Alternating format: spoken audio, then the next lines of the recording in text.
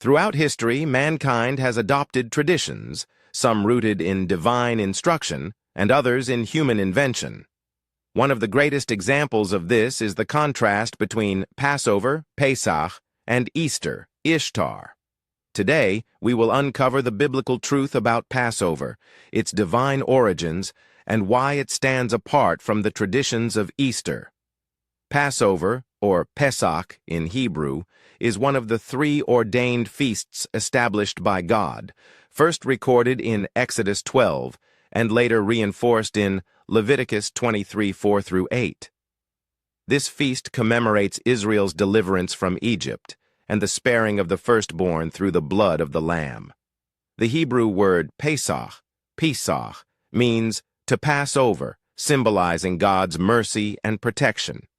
God commanded the Israelites to sacrifice an unblemished lamb, place its blood on their doorposts, and eat the roasted lamb with unleavened bread and bitter herbs. Exodus 12:5-8. This act was a shadow of what was to come. Yahoshua, Jesus, the true Passover Lamb, whose sacrifice would redeem mankind from the bondage of sin, 1 Corinthians 5:7. For 7 days following Passover, Israel was to eat unleavened bread, Leviticus 23:6. In Hebrew, the feast is called Chag Hamatzot, Hag Hamatzvot, meaning Feast of Unleavened Bread.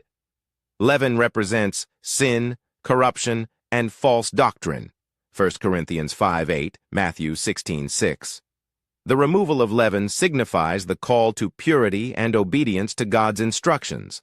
Unlike Passover, Easter, Ishtar, has no biblical foundation. The name Easter originates from Ishtar, the Babylonian goddess of fertility and sexuality.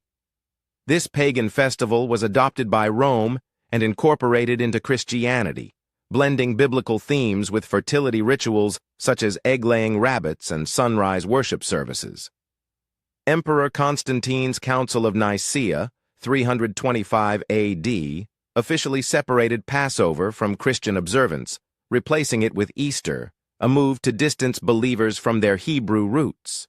This shift not only altered the biblical calendar, but also led to the replacement of God's ordained feast with human traditions. Mark 7:6-9. Yahoshua, Jesus, himself observed Passover, Luke 22:15, and Paul instructed believers to keep the feast, 1 Corinthians 5:8.